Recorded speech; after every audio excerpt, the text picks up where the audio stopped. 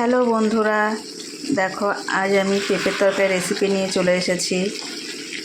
দেখো আজ আমি পেঁপের তরকারি রান্না করেছি।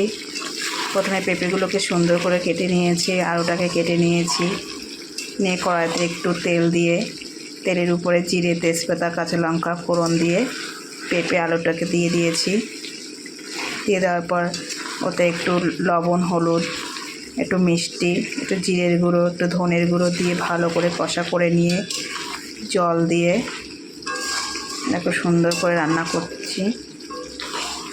জল দিয়ে ফোটার পর দেখো কতটা শুকনো শুকনো হয়ে গেছে।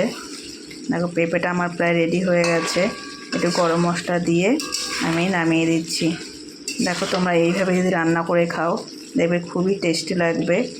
একটু মিষ্টি মিষ্টি করে পেঁপের তরকারিটা দেখবে আরও ভালো লাগবে খেতে। আর পেঁপেটাকে রান্না করেছি, এটা যদি তোমাদের ভালো লেগে থাকে তোমরা একটা সাবস্ক্রাইব করে দেবে, একটু শেয়ার করবে, একটু লাইক দিয়ে দেবে।